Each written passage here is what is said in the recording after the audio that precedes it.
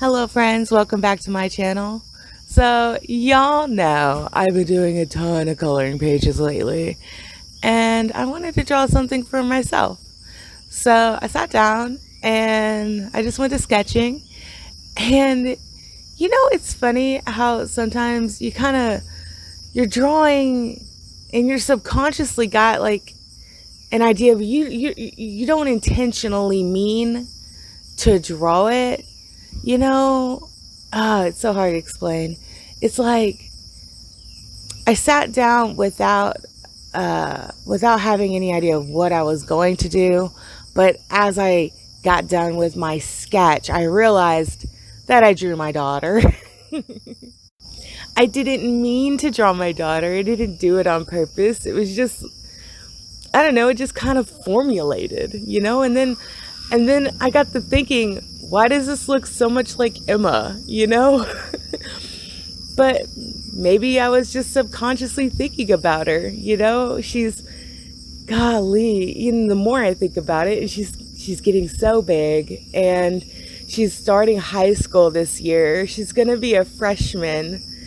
And then I guess, and in this version of her, she looks older, she looks like she's 17 or 18, like she's always kind of squirreling around, she's overly dramatic. She's always like hunching her back or doing crazy arm gestures or, whatever. She wants to be a musician. Well, not a musician, a music producer.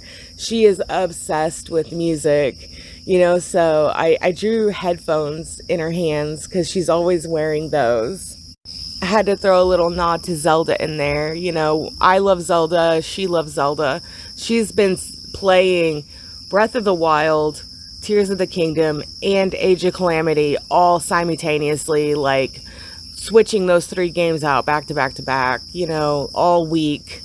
And she's already beat Age of Calamity, but she's just replaying it. And then the other two, she hasn't beat those yet, but she's just kind of exploring and doing her thing, And then for her shirt, when I started coloring, like, she loves Minecraft, so I put some checkered bits on her sleeves to try to represent Minecraft blocks. She's also super into, like, Deltarune and what's the other one? I don't know. The other one that goes with it.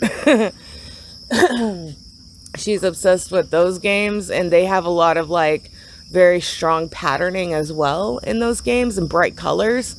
So for the background, I just did some simple like purples and blues, like line work, and I added a motion blur to that. She doesn't have really, really long hair, but because I like felt like I aged her up, I wanted her hair to be long and give her bangs. She doesn't really have bangs, so I gave her some bangs. Just gave her like a style, like a hairstyle, But yeah, like that is my kid. I'll make sure I post a picture next to it so y'all can see the freckles and everything. That's my kid. I definitely toned down the freckles on her face. I probably could add more. I might add more freckles. I just won't record it. I'll just add more freckles. That kid is so cute. Her freckles are adorable. And she's got this one on her nose, right where you would put a nose piercing. And it's so cute. That one's my favorite. I absolutely love my kids, man. So Emma's my oldest. We had her first. She was an accident. We weren't trying for a kid. I was 19. 2 weeks shy of being 20 when I got pregnant, and it was a shock. I didn't want to be a mom. I was so young and I was scared, and I was working a minimum wage $7.25 an hour job at McDonald's. And then my husband, who was my boyfriend at the time, he was 18, and well, he had just turned 19, because his birthday's a month before mine. And he was so excited to be a dad. He was jumping around and telling everybody and calling everybody, I'm gonna be a dad, and I think because he was so supportive, That's why we ended up working so hard to be parents, you know, to be a couple and to make our relationship work. We'd only been dating a year, you know, and I had just in February of that year gotten into a car accident. I had gotten like a $3,000 check, and it hit right as we found out I was pregnant, and I was able to get us our first duplex with it. You know, we didn't have any furniture, but with that money, boom, there's all your deposit, your utilities, everything going, and we had enough money left over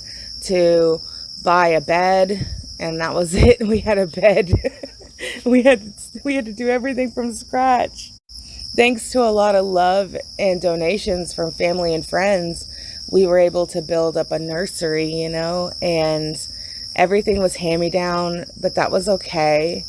And we just made it work. And then we had a kid, you know. I was very grateful the first 6 months of her life. I was able to be a stay-at-home mom. We just made it work, you know. And then I got really stir crazy. I wanted to have a career, and I wanted to go to college, and I wanted to do stuff. And I did all the things I wanted to do, and it's been 14 years, and that's definitely out of my system now. I want to be a stay-at-home mom again so bad. I'm so tired of working. I hate it. I guess I'm just tired of striving to try to be more than what I am, you know? Like, I applied for so many jobs that have really, really good pay, and my portfolio just isn't enough. It's not good enough, you know. I can't get the job I want, you know, and I'm at the Paris News. I should be grateful, and yeah, I am. I'm grateful to have a job and to be making money, but I mean, I would like to stay home. I would like to take care of my house, take care of my family in the way that I would like to be able to, and we just can't afford it, you know. So unfortunately, it's just one of those things where we have to have a 2-income household, but there's pros and cons. The pro is we have the extra money that we can get our kids literally anything they want, you know. They need a new backpack, we can get it. They need new clothes, all right, not a big deal, let's go do it. So that's not a problem. So there's a lot of really good pros. I'm working, it's fine. Being a stay-at-home mom is a pipe dream. But who's to say? It might happen in the future one day. I don't know. But as of right now, it's just kind of where we're at, you know. But yeah, I'm really excited. I was doing like school supply list stuff yesterday, and Lucy needs all kinds of school supplies. She's going into 2nd grade. Emma doesn't need much because she's going to high school, so we're just going to get her a graphing calculator, some notebooks, some pens and pencils, highlighters, and then just call it a day.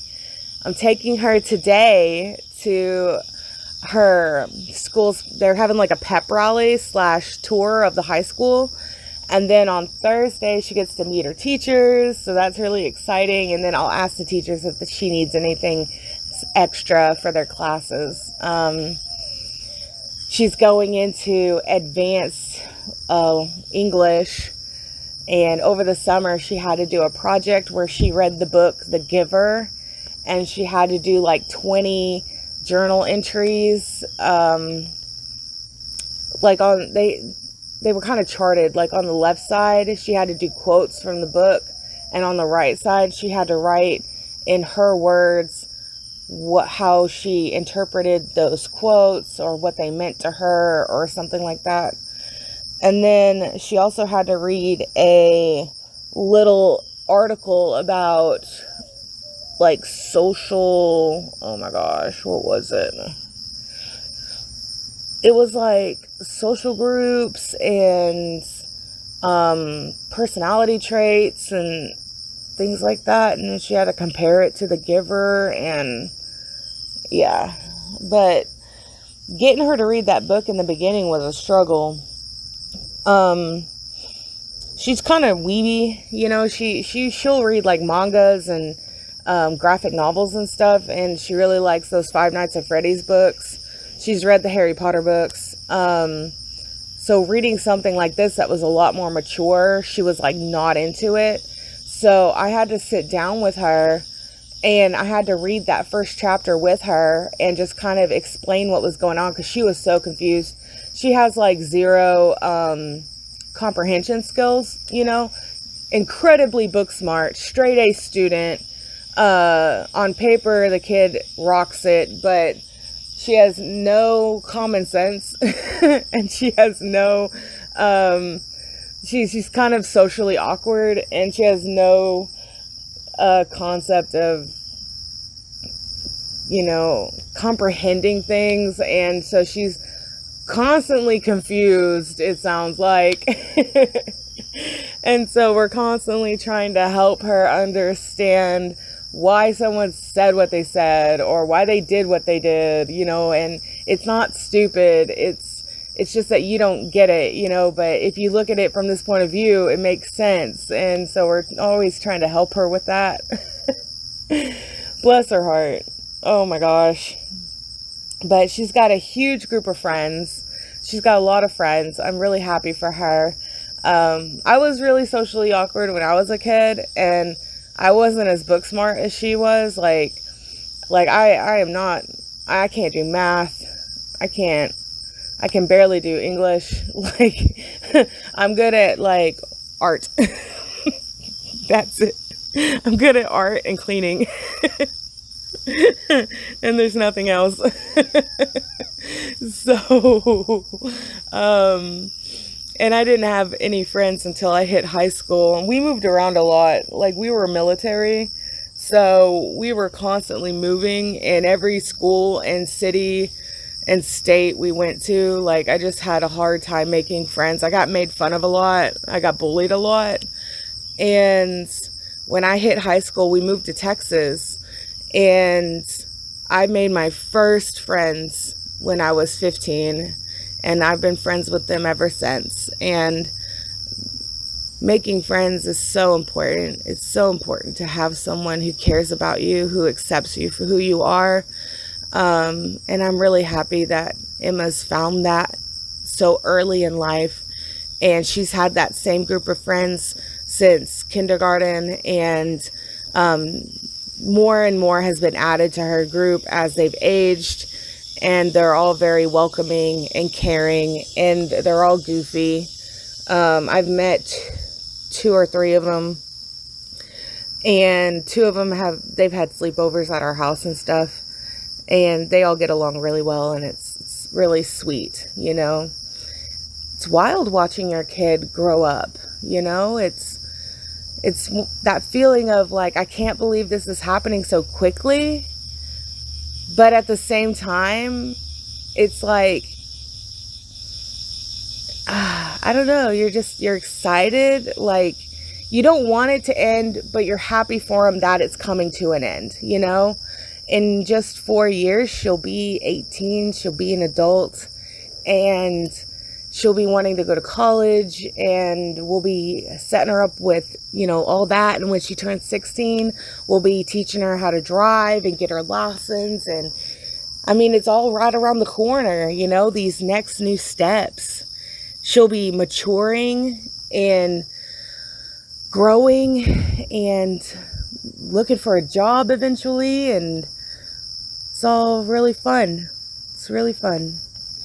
So yeah, I accidentally drew my cat, and once I realized what I was drawing, I just kind of went with it, and I was like, I guess I'm drawing Buggy today. Here we go. But I wanted to draw something for me, and I'm glad that this is what I came up with, because it's really special, and it just had me thinking about a lot of, you know, what it is to be a parent, all the things that we've been through over the years, all the changes, all the tears, all the laughter, all the struggles, and all of the triumphs. So it's really rewarding being a mom, and I'm really proud of my baby. proud of her. I'm proud of both my kids. But since we're talking about Emma, I'm proud of my Emma. So yeah. All right, well, I hope you guys enjoyed the video. I love you guys, and I'll catch you on the next one. Bye.